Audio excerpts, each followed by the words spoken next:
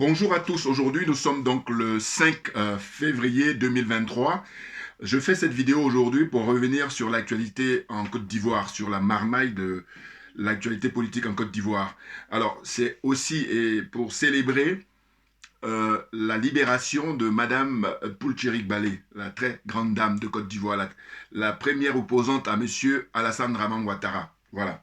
Donc avant de faire mon commentaire, pour saluer sa libération, hein, elle vient d'être libérée là, je crois que c'était le vendredi, si je ne me trompe pas. Hein. Et donc, c'est un plaisir, c'est un bonheur pour tous ceux qui l'ont soutenu. Et j'en profite pour les remercier, hein, tous ceux qui sont mobilisés depuis le début pour demander sa libération. Voilà. Hein. Donc, je fais d'abord la vidéo, comme d'habitude, je vous montre un extrait. Et puis après, je fais mon commentaire. Alors, on va voir ça. Excusez-moi. Hein.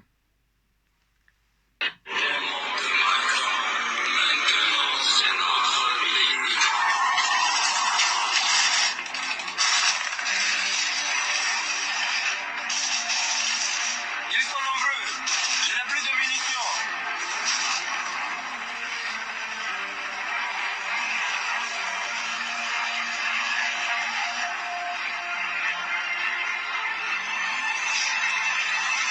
As-tu besoin de renfort, mon ami?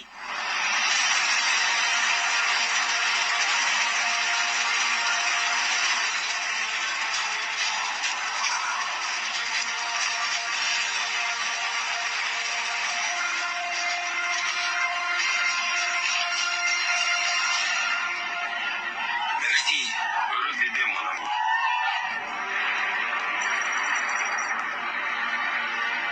Voyons ce que vous allez faire maintenant.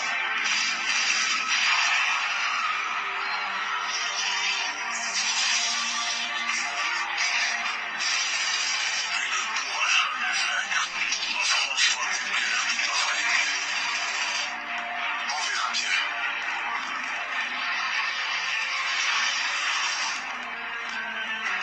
C'est mon pays.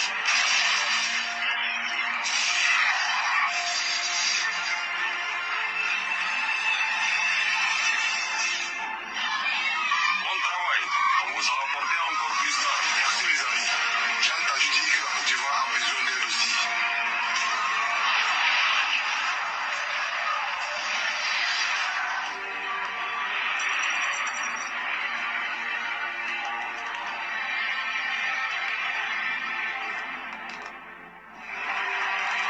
Non, non, non. La Côte d'Ivoire appartient à la France.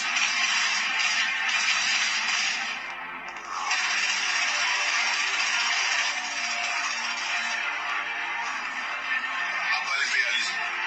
À bas la France. Voilà, bon, je vais m'arrêter là. Je sais pas. Bon, en tous les cas, je vais pouvoir faire mon commentaire. Excusez-moi, d'abord que je cale ça. Bah écoutez, Joubian, c'est mon surnom sur le net. Voilà. Et puis je suis accessoirement seulement spécialiste de la France. Là, cette petite vidéo là qui est sortie il y a maintenant quelques semaines, voire quelques mois, je me suis dit, bah tiens, il faut que je fasse une vidéo, un de ces quatre là-dessus. Et c'est un très très bon, comment dire, c'est des belles images et qui font réfléchir et qui font comprendre l'actualité comme ça ces derniers temps. C'est-à-dire, vous voyez là, les militaires maliens qui sont aidés par leurs alliés, enfin, peut-être le mot est fort, mais en tout cas, que ce que vous utilisez encore, les Russes qui viennent à la rescousse pour les libérer. Hein, les libérer de l'impérialisme, les libérer du colonialisme et les libérer de la France-Afrique. Mais après, je crois que ça doit avoir le drapeau, je ne sais pas si c'est la Guinée ou... voilà. Puis maintenant, le plus gros morceau, c'est la Côte d'Ivoire, tout naturellement. Vous voyez, et c'est intéressant parce qu'il le mentionne, hein, il dit, mais la Côte d'Ivoire, c'est pour la France. C'est la honte, on est au XXIe siècle. Mais on est en train de payer là, comment dire, l'héritage de Félix Houphouët-Boigny, celui-là même qui est le chantre de la France-Afrique, c'est-à-dire qui a participé hein, à mettre en place le système de la France-Afrique, très clairement. Voilà, les soutiens de Houphouët-Boigny, PDCI et compagnie, là, cachez-vous définitivement, n'importe quoi. Donc, en fait, mon propos, c'est pour saluer donc la libération de la grande dame, hein, Madame Poultcherik Balé, très courageuse. Et puis en plus, ce qui me fait plaisir, c'est que je crois que ceux qui ont contact avec elle, notamment le frère Baba Nicolo, et il a dit ça sur la chaîne de Kofi, la chaîne de Isaac Kofi, qui est actuellement depuis quelques semaines à Bamako, voilà, parce que c'est là-bas que ça se passe et nulle part ailleurs, pour la libération du peuple africain, voilà, de l'impérialisme, du colonialisme et de la France-Afrique. C'est à Bamako que ça se passe. Donc en fait, euh, évidemment les autres pays vont suivre, voilà, parce que ça va être le rythme normal, naturel des choses. En fait, ce que je voulais dire, c'est que Baba Nicolo, qui connaît Madame Pulcheri, qui est en contact avec elle, elle s'est exprimée en lui disant qu'en fait, ce qui l'a conduit en prison, mais faut pas se tromper, c'est pas le truc du Mali. Le Mali, c'est un prétexte. Et moi, je l'ai dit depuis. Regardez mes vidéos passées où je lui ai rendu hommage. J'ai fait, là, ça doit peut-être être la 4e vidéo que je fais pour saluer son courage et sa détermination, son patriotisme. Et puis, vraiment une dame très courageuse, très courageuse. Il n'y en a pas beaucoup. Elle a les couilles là. Maintenant, avant j'avais du mal à dire ça, mais maintenant, je veux dire voilà. Mais on peut le dire, parce que quand on voit les hommes là qui sont là, comme dit Kofi, le frère Kofi Isaac, il dit les femmelettes, enfin bon. Donc, en fait, les choses sont claires. Elle a été mise en prison parce qu'elle dérange, parce que c'est elle qui, comment dire, mais qui joue le rôle pleinement d'opposante. Hein. Alors que les autres, ils accompagnent M. Ouattara dans sa forfaiture. Regardez une illustration, alors qu'il y en a tellement, enfin, ou plusieurs illustrations. Quand M. Laurent Gbagbo et M. Henri Konan Bédié vont le rencontrer à 2 occasions, pas des moindres, sans un préalable, bon, je sais pas, ils se sont rendus compte après, mais n'importe quoi, avec l'expérience que vous avez, et puis les conseillers, tout, on se demande qu'est-ce qui branle. Autre chose, c'est par exemple, comment dire, le fait que cette dame, elle a été surveillée. Parce elle a quitté Abidjan pour aller à Bamako régulièrement. Et il s'agissait de quoi? Il s'agissait de l'arrestation des 49 Zozo. Souvenez-vous. C'était en juillet 2022. Ils ont été arrêtés à Bamako parce qu'ils avaient pour mission d'aller faire du carnage. Ah oui. Il ne faut pas tourner autour du pot. Alors évidemment, M. Ouattara, il passe son temps à blaguer le peuple ivoirien, voilà, mais à un moment donné, on a l'heure d'Internet, donc il faut que les gens s'y réveillent. Parce que, imaginez si on n'était pas à l'heure d'Internet et des réseaux sociaux, ça serait quoi alors? Voilà, c'est pour ça qu'il n'y a aucune excuse, franchement. Parce que là, qu'est-ce qu'ils font? Ils se font plaisir. C'est-à-dire que je te donne des décorations pour les 49 zozos, sachant que dans les 49 zozos, il n'y a que 17 ivoiriens. Donc cherchez l'erreur. Vous comprenez? Voilà. Donc que je te décore, et ensuite on apprend qu'ils ont été à Assini, alors que normalement, bon, ils devaient être dans leur caserne, logiquement. Qu'est-ce qu'ils vont foutre à Assini? Posez-vous des questions, et posez-vous des bonnes questions. Qu'est-ce qu'il y a encore d'autre? Eh bien, ce qu'il y a d'autre, c'est... excusez-moi, là, mon portable, voilà, il est là. Ce qu'il y a d'autre, donc je disais, c'est le fait qu'ils organisent des fêtes, des grandes fêtes, notamment à Trècheville, je crois, au Palais des Sports, si je ne me trompe pas. Et puis même voir aussi même au Palais des Congrès, parce que récemment c'est avec le chanteur malien Sidiki Diabaté, pour essayer de, comme ça, faire de la propagande, pour célébrer la libération de ces mercenaires là, avec le drapeau ivoirien. Et comme j'ai pour habitude de dire, en fait, le ridicule, il tue à petit feu. Vous comprenez? Franchement, qu'est-ce que c'est que ça? Ah mais c'est dingue, moi je vous dis, si on n'avait pas Internet, bon je dirais encore, ça passe. Mais comme il y a Internet, il y a les réseaux sociaux, je dis mais tu comprends pas, il ne veut pas regarder ailleurs, à gauche et à droite pour savoir si ce qu'on dit. Ou alors, je vais vous dire, c'est même pas ça le problème. Le problème c'est que il y en a beaucoup parmi tout ce beau monde-là qui sont au courant, mais simplement comme ils sont cupides, comme ils sont aliénés, comme ils sont complexés, ben, ils font dans la combine. Voilà, c'est ça que je crois moi, c'est mon point de vue. Vous comprenez? Mais c'est incroyable. Donc, avant de faire lecture, parce que j'ai pris quelques notes, c'est que en fait, j'avais oublié, parce que je le savais déjà, mais j'avais oublié, et là, je suis après, en regardant les émissions du frère Kofi Isaac Kofi, qui a beaucoup, beaucoup de mérite, mais simplement lui, ce à quoi ça me fait penser son attitude, ou sa posture, c'est que c'est un garçon courageux, c'est un garçon honnête, enfin honnête, je veux dire en tout cas, qui apporte sa pierre à l'édifice à travers ces émissions-là qu'il fait avec sa chaîne sur Internet. Et puis maintenant, il s'est déplacé même carrément là-bas au Mali, donc c'est très très bien. Mais ce à quoi il me fait penser aux frères d'Afrique Média, avec des différences. Quand je dis qu'il me fait penser aux frères d'Afrique Média, c'est que les frères d'Afrique Média, alors que je passe mon temps à les féliciter, à louer leur connaissance, au pluriel, à saluer leur savoir, et puis vraiment connaissance au niveau géostratégique, mondial, voilà. Mais ce sur quoi géostratégie et puis géopolitique. Ce sur quoi je ne suis pas d'accord avec eux, c'est quand ils s'alignent tous sur Paul Biya. Voilà, c'est tout. Parce que c'est ridicule. J'ai déjà suffisamment développé dans mes vidéos passées. Maintenant, pour revenir à Kofi, Kofi, lui, Il fait la promotion du PDCI en général et du président Henri Konan Bédié en particulier. Sa chaîne même, on pourrait même dire maintenant, au lieu de dire LVIC TV, on dirait c'est chaîne Konan Bédié, par exemple, ou chaîne PDCI. Alors lui, évidemment, il ne cache pas qu'il est membre du PDCI, mais on est dans l'anachronisme. Et puis sinon, il y a des choses qui ne tiennent pas la route, les gars. Moi, je suis pour faire concours d'honnêteté intellectuelle. Discussion. Hein? On va mettre les cartes sur table. Discussion, c'est quoi? C'est de dire que, écoutez, Houphouët-Boigny, c'est lui qui a nourri ce système-là avec, comment on appelle ça, le général de Gaulle. Hein? Ils ont mis ça en place. Et puis, ça a permis quoi? Mais ça a permis de mettre en retard beaucoup de pays africains, y compris la Côte d'Ivoire, parce que tout est relatif. C'est-à-dire qu'en fait, quand tu compares la Côte d'Ivoire avec évidemment ses voisins, c'est une sorte de métropole. Mais cela dit, je dis, rappelez-vous toujours, quand on était dans les années 70, les années 80, ou 70 on va dire, 70-75, mais le terme qu'on utilisait à l'époque, je me souviens, c'était les pays en voie de développement. Et les pays en voie de développement, la Côte d'Ivoire était au même niveau que le Brésil, que les pays, les dragons, là, les pays d'Asie plutôt, excusez-moi, hein, Corée du Sud et tout ça, et puis Taïwan, tout ça, oui. Mais, quelques décennies après, qu'est-ce qu'on constate? On constate que la Côte d'Ivoire est dans le franc CFA, est toujours dans le franc CFA. Avec Alassane Ouattara, même si on peut trouver encore plus aliénant que le franc CFA, il va souscrire, tout naturellement. C'est impressionnant.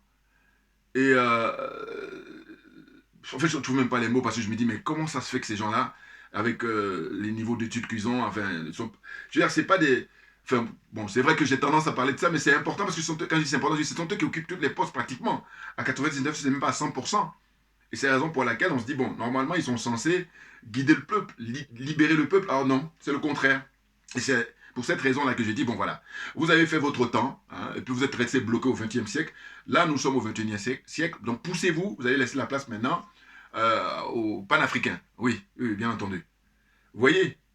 Donc, parce que vous avez fait n'importe quoi. Donc, le frère Isaac Kofi, je le reproche, c'est-à-dire qu'il faut qu'il fasse un effort sur lui-même pour s'éloigner du PDCI et puis d'Henri Konan Bédié. En tout cas, s'il se veut moderne. Autrement, s'il continue, bon, je ne suis pas tout à fait surpris parce que je vous dis, en Côte d'Ivoire, sachez que vous avez le PDCI, mais il se trouve que l'oufouettisme, ça balaye toutes les classes politiques en Côte d'Ivoire. C'est-à-dire que vous allez trouver des oufouettistes partout, partout.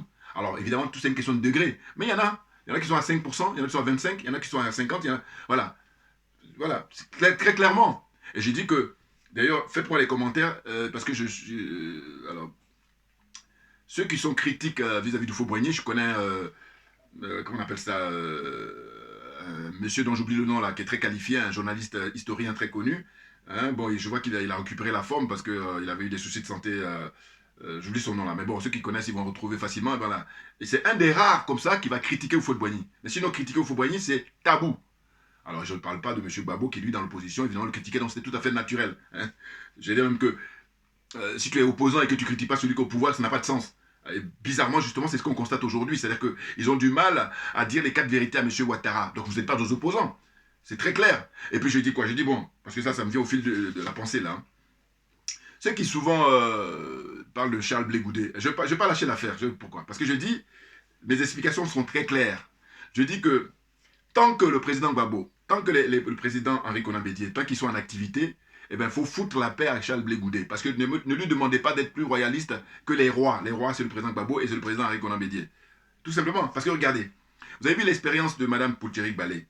Elle est allée en prison une première fois, c'était pendant 8 mois. Hein, en 2020, souvenez-vous, parce qu'elle était la première qui a dit non au 3e mandat de M. Ouattara. Donc, elle a payé 8 mois de prison pour ça.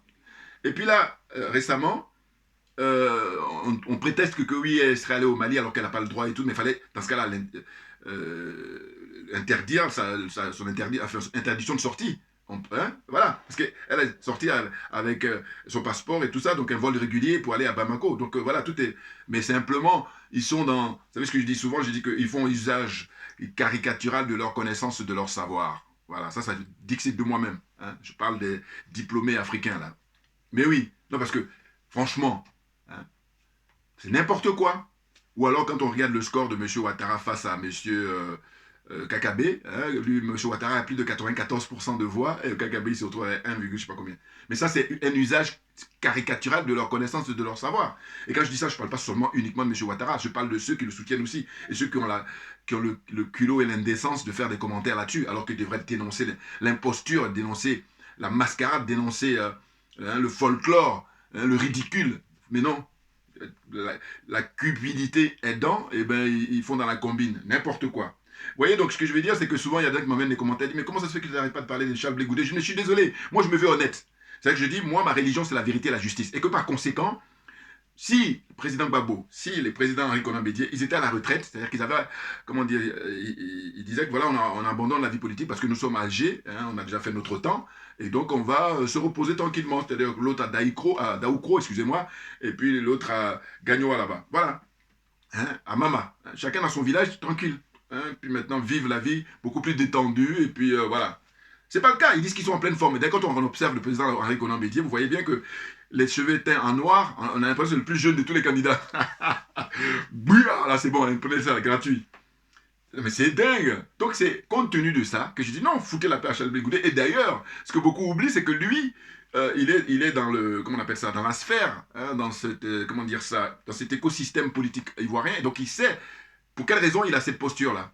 Et je vous dis, souvenez-vous, moi je me rappelle dans sa conférence de presse qu'il a faite il n'y a pas longtemps, au mois de novembre, c'est ça, si je ne me trompe pas, hein, eh bien, il était très clair. Il y a un journaliste qui lui a posé la question de savoir, il paraît que vous êtes financé par M. Ouattara, il dit, mais écoutez, si vous m'apportez la preuve, je quitte la vie politique. Eh bien, moi, quand il dit ça, mais je dis, mais chapeau, mec, chapeau. Pourquoi? Mais parce que je dis, il n'y a pas beaucoup de gens qui parlent comme ça. Publiquement, il n'est pas en train de parler dans son salon ou avec des copains dans un cercle très fermé, discret. Non, non, non, non. Conférence de presse diffusée, j'allais dire même en Mondiovision, c'est-à-dire qu'il y avait tous les journalistes du monde entier qui étaient là. Hein. Voilà. Donc, en plus, avec Internet, alors là, n'en parlons pas. Donc, ça veut dire qu'il met à témoin tout le monde. Il dit, voilà, si vous trouvez la preuve que M. Ouattara me finance, je quitte la vie politique. Il a dit ça dans sa conférence. Et donc, moi, ça me suffit. Mais oui, apporter la preuve. Parce qu'il ne suffit pas de fantasmer ou de faire ce qu'on appelle des dénonciations calomnieuses. Bah oui, vous avez... Non, c'est bon, il faut arrêter. Hein. Parce que, en fait, comme je dis souvent, ces gens-là, vraiment ceux qui en veulent à Blé Goudé, mais ils veulent en fait, qui quittent la vie politique, en tout cas, c'est les partisans de Guillaume Soro, et puis les partisans du président Laurent Gbagbo, les gors, là. Ah oui, oui, oui. Parce que les autres encore, moyens, sans plus, voilà. Mais sinon, vraiment, les deux qui ont la haine contre lui, c'est les partisans du président Gbagbo et puis les partisans de GPS avec Guillaume Soro qui se cache ici dans les caves des services secrets français. Je vais le répéter tout le temps. Non, parce que ce monsieur, il a du sang des Africains et du sang des Ivoiriens sous la main. Il est hors de question qu'on le laisse comme ça tranquille et puis faire comme si de rien n'était. Voilà. Donc, vous comprenez? Alors, maintenant, ceux qui sont honnêtes intellectuellement comprennent très bien mon déroulement, hein, ma logique ou... voilà. La façon dont je vois les choses. Mais ceux qui sont malhonnêtes, j'ai pas le temps.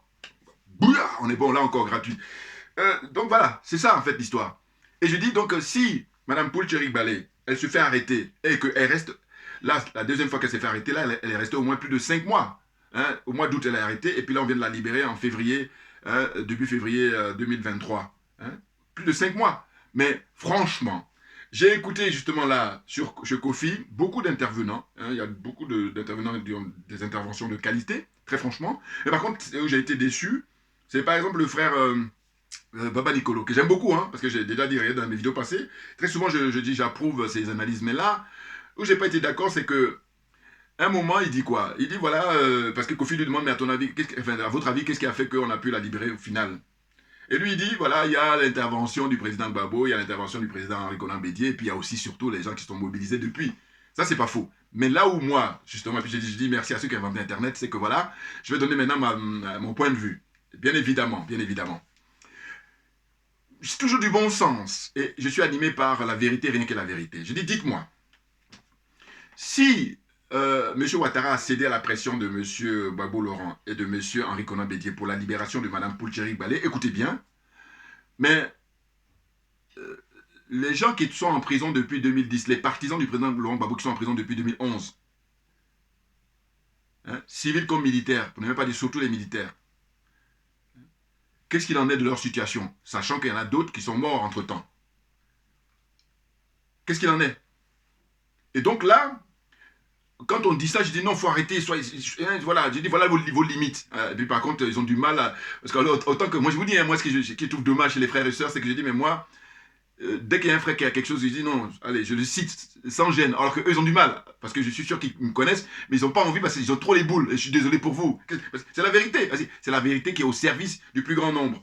Sachez-le bien. Alors que le mensonge, il est au service d'une minorité, d'une ultra-minorité. Voilà. Donc moi, je suis partisan de la vérité, rien que la vérité. Donc je dis, si vous dites que c'est eux qui ont mis comment on appelle ça, la pression, alors que j'y crois pas une seule seconde, parce que je dis, écoutez, si tel était le cas, mais pourquoi il y a des gens qui sont encore en prison? Faut pas expliquer ça, moi. Je suis en attente.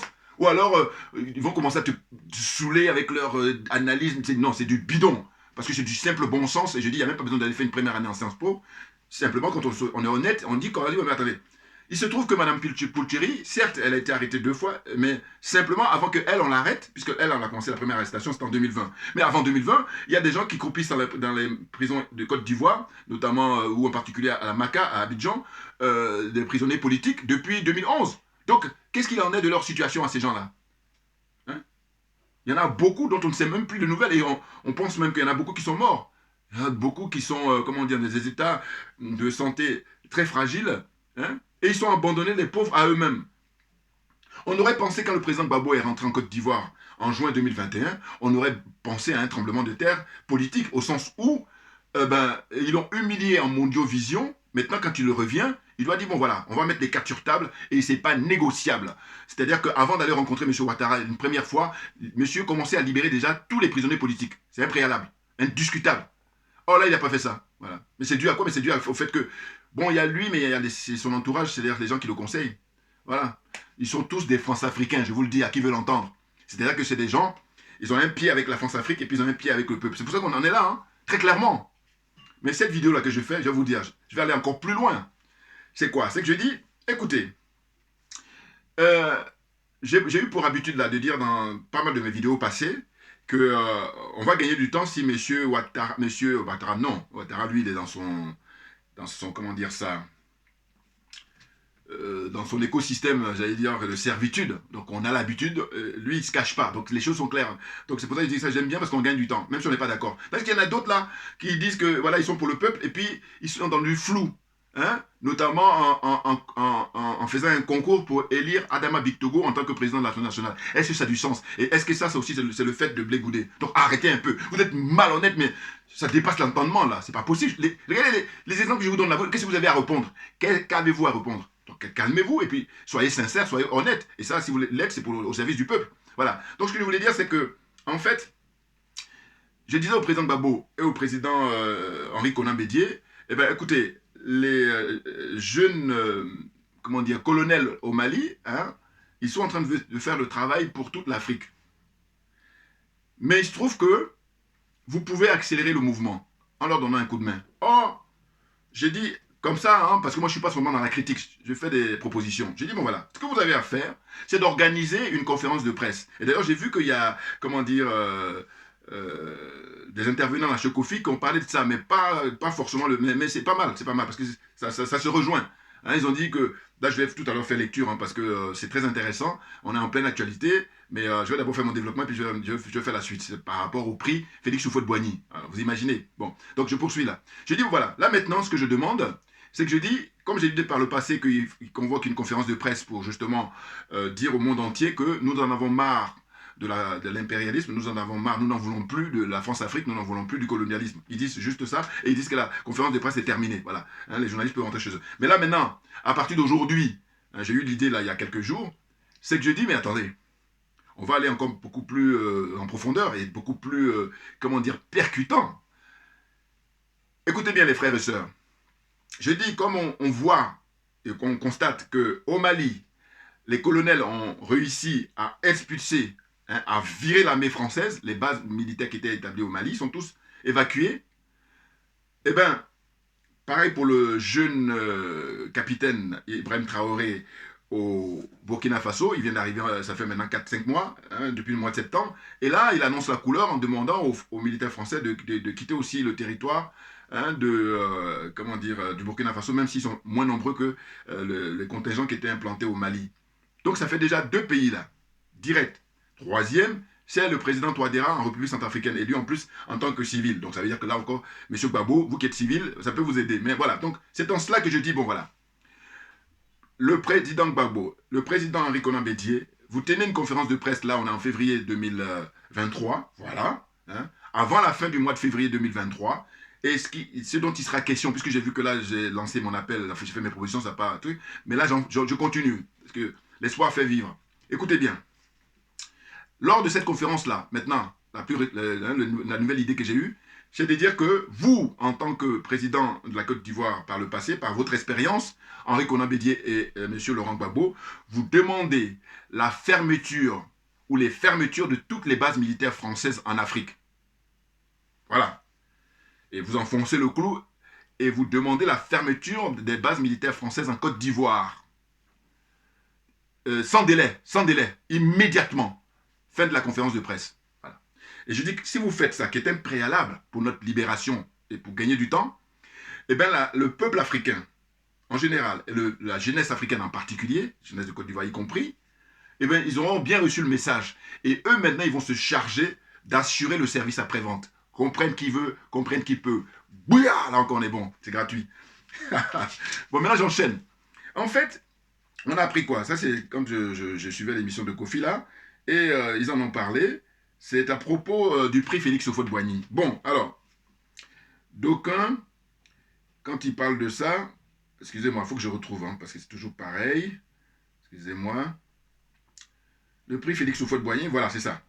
Donc, le prix Félix Houphouët-Boigny a été créé en 1989. Hein, c'était avant qu'il décède, je crois, parce qu'il est décédé en 1993. Voilà. Vous voyez? Donc, c'était 4 ans avant qu'il meure. Ce prix-là est créé et organisé par l'UNESCO. Donc, ce prix, la description qui est marquée, hein, vous pouvez retrouver ça sur... je lis simplement ce qui est marqué sur Wikipédia, là. Hein. Prix honorant les personnes vivantes ou organismes en activité ayant contribué à la promotion, à la recherche et à la sauvegarde ou au maintien de la paix. Voilà, c'est l'objet de ce prix-là. Et donc, il y a beaucoup de personnalités qui ont pu l'avoir depuis 1989. Et donc, ils disent quoi? Ils disent le prix Félix Houphouët-Boigny pour la recherche et la paix a été institué donc par l'UNESCO en 89, comme je disais. C'est pour honorer les personnes vivantes, institutions ou organismes publics ou privés en activité ayant contribué de manière significative à la promotion, à la recherche, à la sauvegarde ou au maintien de la paix dans le respect de la Charte des Nations Unies et de l'acte constitutif de l'UNESCO. Voilà. Donc le prix porte le nom de Félix Houphouët-Boigny, le premier président de la République de Côte d'Ivoire, attribué chaque année. Le prix Félix Houphouët-Boigny pour la recherche et la paix comprend un chèque de 122 000 € à repartir aux besoins entre les récipiendaires, excusez-moi, une médaille d'or et un diplôme. Il est décerné par un jury international composé de 11 personnalités. Voilà, 11, c'est pas 10, c'est pas 12, c'est 11. Suivez mon regard, ça c'est pour ceux qui s'y connaissent. Bouillard là encore. Hein? Donc on dit qu'il est décerné par un jury international composé de 11 personnalités originaires des 5 continents et présidé par Henry Kissinger. Je crois que c'est l'ancien secrétaire d'État américain. Voilà, c'est ça. Bon, écoutez, je m'arrête là et puis je fais mon commentaire là-dessus. Parce qu'il y a des frères qui, bon, ceux qui ne sont pas suffisamment informés, hein. Bon, le boulot qu'on fait là, c'est ça, c'est pour informer les gens. Mais ça, c'est mon point de vue, hein, après mon analyse perso. En fait, Houphouët-Boigny, c'est quelqu'un de son vivant qui, chaque jour, dans l'année, il y a 365 jours, ou suivant, tous les 4 ans, je crois que c'est 366, mais on va dire 365, parce que c'est ce qui est plus fréquent. Quoi. Eh bien, Houphouët-Boigny, tous les jours qui passent, d'ailleurs, vous avez, rappelez-vous, pour ceux de ma génération, enfin ceux qui sont un peu plus âgés, un certain âge, on va dire, voilà, parce que c'est relatif. Eh bien, il y avait marqué dans le quotidien national, hein, c'est Fraternité Matin, il y a une pensée du président Houphouët-Boigny qui disait quoi à l'époque, c'était écrit, on sait bien, je vais me garder le souvenir. La paix, ce n'est pas un mot, c'est un comportement, voilà. Et j'ai vu que récemment, le président Mamadou Koulibaly, un président de son parti, hein, le professeur Mamadou Koulibaly, il avait dans une de ses interventions, je ne sais plus si c'est une conférence de presse ou si c'est une interview, il a démonté ça, j'ai beaucoup aimé comment il a qualifié ça. Ou il a peut-être même écrit dans un bouquin, voilà, dans un de ses bouquins, voilà. C'est plutôt dans un de ses bouquins, voilà, c'est ça, exactement. J'ai beaucoup aimé. Il n'a pas nommé, mais j'ai compris que c'était lui qui visait. Et puis il a bien raison, voilà. Lui et puis tous ceux qui le soutiennent, PDCI et compagnie et tout ça. Parce que je vous dis, en Côte d'Ivoire, hein, les oufouettistes, on trouve dans tous les partis politiques hein, qui existent en Côte d'Ivoire, voilà, parce que vous pouvez, voilà. Enfin bon, Donc, comment dire ça? La situation dans laquelle on est, c'est que de son vivant, voilà, ce monsieur, il parlait de paix, mais en permanence. Or, ce qui se passe, c'est que quand on n'est pas informé, quand on n'est pas averti, on pourrait dire effectivement que le monsieur, c'est un homme de paix. Mais non. Houphouët-Boigny, de son vivant, a participé à déstabiliser tous les pays africains. Pratiquement, et pour ne pas dire complètement. Et oui. Bah écoutez, si on est un des adeptes de la France-Afrique, si on est même, lui, il est vraiment un des précurseurs, c'est un élément clé. C'est vraiment, quand j'utilise le terme de chantre, ah oui, oui, oui, dans le dispositif de la France-Afrique. Vous voyez? Donc, les guerres du Biafra, hein, toute la déstabilisation des pays africains, hein, de son époque, là, à cette époque-là, il a vraiment il a été actif. Et d'une certaine façon, le charisme qu'il avait, M. Ouattara ne l'a pas. Mais il joue ce rôle-là. Mais après, avant M. Ouattara, il y avait des gens comme Ouma Bongo. Et après Bongo, il y a eu des gens comme Blaise Compaoré qui, pendant 27 ans, a joué ce rôle-là aussi pareil, en n'ayant pas le charisme de Houphouët-Boigny. Bon. Mais ce que je veux dire, c'est quoi? C'est qu'en fait, ça, c'est vraiment toujours mon point de vue personnel. Hein. Je dis que de son vivant, Houphouët-Boigny a rêvé d'obtenir le prix Nobel de la paix. Je vous dis ça. Et je pense qu'il y a des frères qui pensent comme moi, et Dieu merci. Et il y en a d'autres qui découvrent. Voilà. C'est ça. Et je suis sûr que je ne me trompe pas. Il a rêvé d'obtenir le prix Nobel de la paix. Et les Français auraient pu aider. Mais c'est là où tu vois que c'est des faux culs, ils sont faux. Voilà. Et s'ils mettaient tout leur poids, Houphouët-Boigny aurait pu obtenir le prix Nobel de la paix. Mais, parce que eux, ils sont influents, les Français. Justement, il faut regarder, quand il y a les grandes nominations, quand il y a les trucs comme ça, voilà. Hein. Bon, ça va plus tarder parce que quand ils vont perdre les pays africains, c'est fini. Hein, ils vont même derrière la Grèce. Nous, on œuvre pour ça. Parce qu'en fait, on milite pour la vérité. Parce que depuis toujours, c'est le mensonge qui est là, qui règne. Non, la vérité doit triompher, bien entendu. Bon, donc, ce que j'explique, c'est que je dis, c'est à défaut de lui donner le prix Nobel de la paix que là, ce prix-là a été mis en place. Et lui-même, il a été très actif, il a convaincu, il a remué ciel et terre, en disant, voilà, j'aimerais tellement avoir le prix Nobel de la paix. Il dit, non, non, non. Les Français, les connaissants, ils utilisent les gens comme ça, facilement, mais il y a des limites. Voilà, voilà. Un peu comme je vous dis, ça aussi, mon point de vue. Hein. Les Français ne supportent pas les dirigeants africains là, qui ont le toupet ou le culot de prendre le truc de maréchal. Ah non, non, non. Et remarquez, hein, quand je dis ça, c'est toujours mon bon sens. Je dis, regardez, Jean-Bénet Bokassa, quel est le sort qui lui a été réservé? Et encore plus récemment, c'est, comment il s'appelle, Idriss Déby. Vous voyez, ils ne supportent pas parce que eux, leurs grands hommes, dans l'histoire de la France, hein, ceux qui ont eu le titre de maréchal, c'est pas n'importe qui. Hein. C'est un grade très élevé, on ne s'amuse pas. Donc c'est pour ça qu'il... Alors, il n'y a pas que ça, mais ça fait partie, voilà. Moi, c'est mon point de vue encore personnel. Donc, j'ai dit pour Houphouët-Boigny, ils n'ont jamais voulu. Parce que sinon, s'ils voulaient, les Français voulaient, il aurait pu obtenir le prix Nobel de la paix, puisque lui, hein, c'est un des rares présidents qui, tous les jours, qui passe, il faut qu'il parle de la paix, la paix, la paix, la paix. Et quand je vous dis, on s'y connaît pas, on dit, ah, mais celui-là, il dit la paix. Alors que quand on s'y connaît, on dit, non, non, non. Là, vraiment, tu mets tout le monde dans la fumée. Et puis, je tiens aussi à rappeler que le président Houphouët-Boigny, c'est quelqu'un qui n'a pas œuvré pour faire tomber l'apartheid. Ne vous détrompez-vous. Non, non, non. Lui, il faisait partie de ceux qui disaient, bon, vu qu'on n'a pas assez de moyens, bon, on est obligé de collaborer. Voilà, c'est plutôt ça. Alors qu'il y avait certains dirigeants africains de sa génération qui disaient, non, il faut boycotter le régime de Pretoria, le régime d'Afrique du Sud. Parce que c'est un régime nazi hein, qui déshumanise nos semblables, hein, nos frères africains. Voilà, voilà. Et je vous dis, moi, je me rappelle, j'avais vu à l'époque un documentaire où Houphouët-Boigny a envoyé sur place M. Laurent Dona Fologo, qui était son ministre de l'Information. Hein, Fologo, il disait quoi à l'époque? Il disait que voilà, toi tu es marié avec une femme blanche, donc voilà, va voir tes beaux-frères là-bas ou tes belle famille pour n'importe, du folklore très grave, quand on sait ce que c'est que le régime d'apartheid, hein, le sacrifice des frères sud-africains. C'est pour ça que je dis, quand je regarde là au 21e siècle, je vois ce qui se passe avec, bon c'est malheureux, hein, mais je dis, mais non mais attendez, excusez-moi, eux ils reviennent de loin, hein, ils ont connu 40 ans hein, d'apartheid. Ça rigole pas, hein.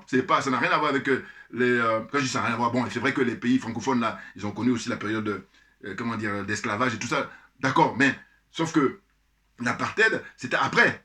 Donc, je veux dire que pendant que vous, dans les années 60, vous étiez à vivre tranquillement, eh ben, eux, ils n'étaient pas considérés comme des citoyens. Voilà, voilà. C'est la raison pour laquelle j'ai dit, mais combien de pays sont allés à leur rescousse? Voilà. Combien de pays africains?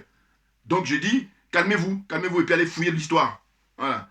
Parce que si par contre, tu as participé pour aider à la libération de l'Afrique du Sud et qu'on n'est pas reconnaissant, là, on peut dire que tu es légitime à pouvoir te plaindre. Mais si par contre, Dans le passé, ton pays n'a rien branlé. Au contraire, ils ont collaboré avec les Français, les Américains, les adeptes de l'OTAN là, pour maintenir le système de l'apartheid. Je dis, mais fermez-la, cachez-vous, rasez les murs. C'est tout ce que vous avez à faire. N'importe quoi. Des nazes. Bon, excusez-moi. Bon, non, mais c'est fatigant. Il faut faire des fois d'aller fouiller. Hein. Bah oui, hein, c'est vrai que c'est pas... Parce que ça demande du temps. Voilà. Donc, passons.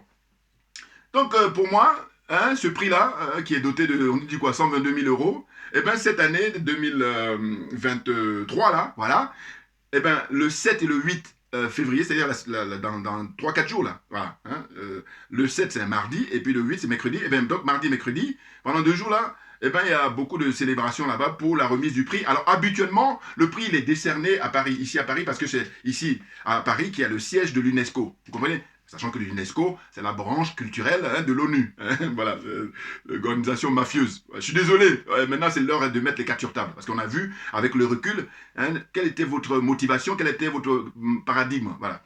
Donc, j'ai dit quoi? J'ai dit, bon voilà. Lui, il a financé Houphouët-Boigny, ça.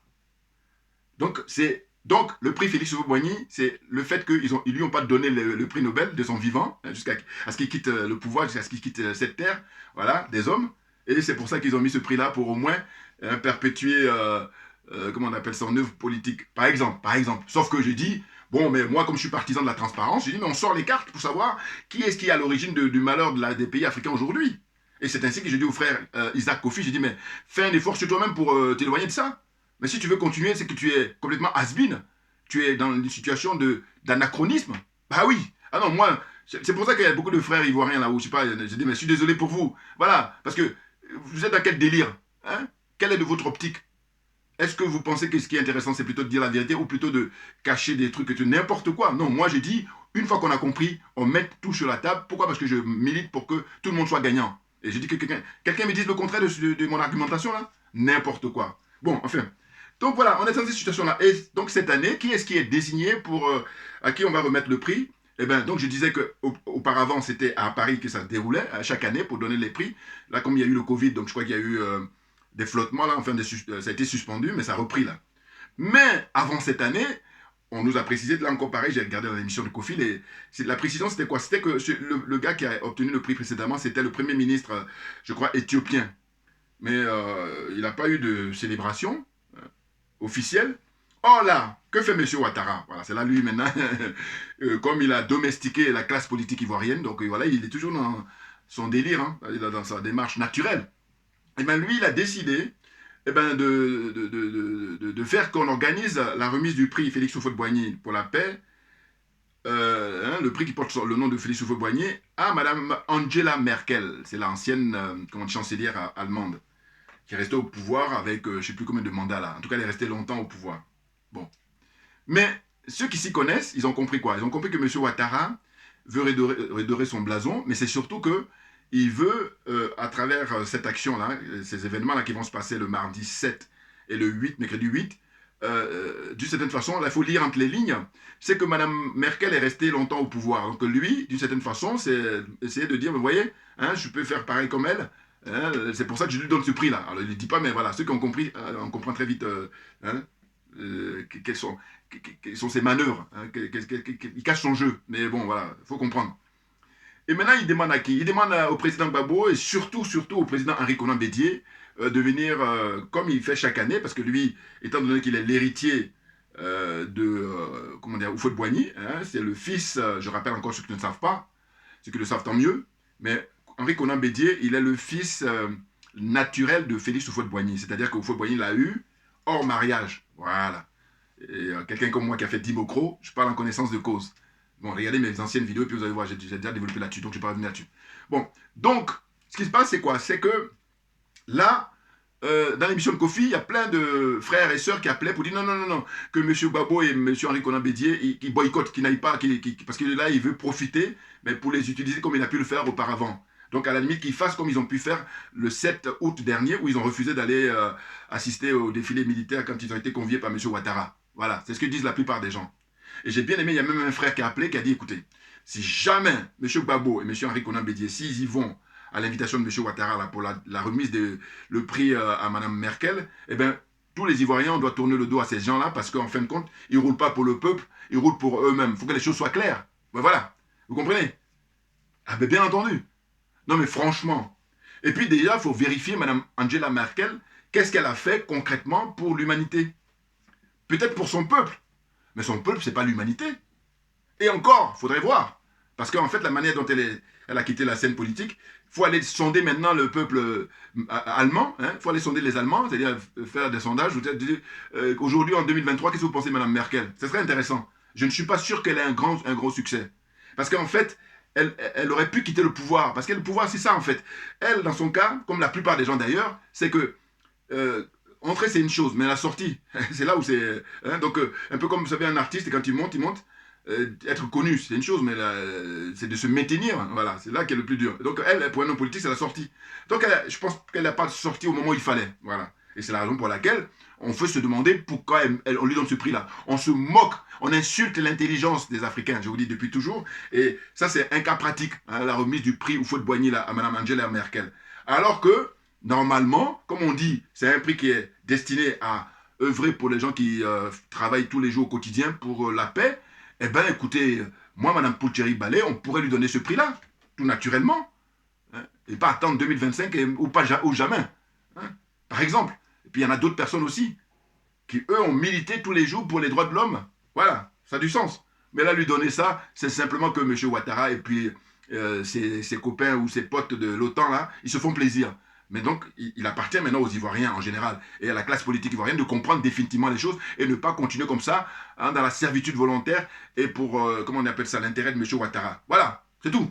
Franchement. Et là encore, ce que je suis en train de dire là, pas besoin d'aller faire Sciences Po, pas besoin d'aller faire hautes études commerciales ou pas besoin d'aller dire de droit, de machin. Non, c'est du bon sens et c'est l'honnêteté intellectuelle qui veut ça.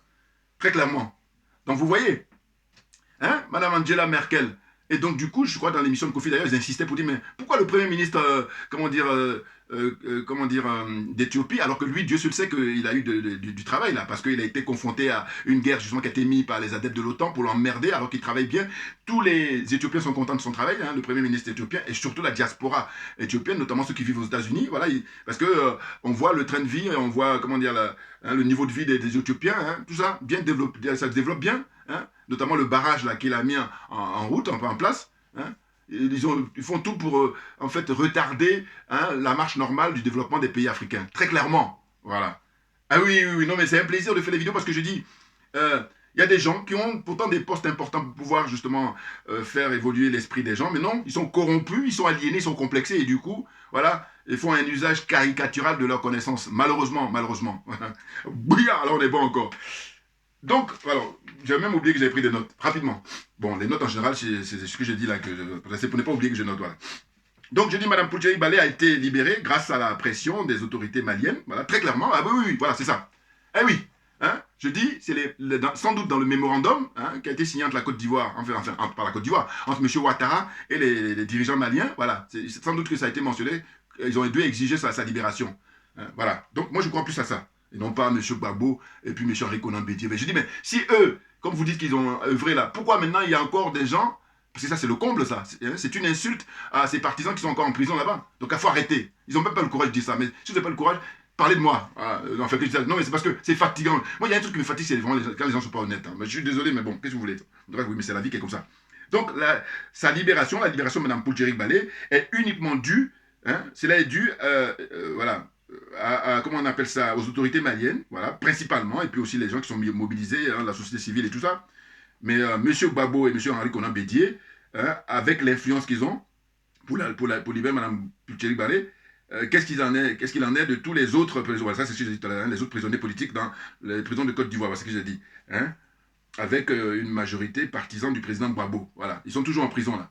Donc finalement on est content pour Mme Balé, c'est vrai, mais on aurait souhaité que justement ça soit l'occasion de libérer tout le monde.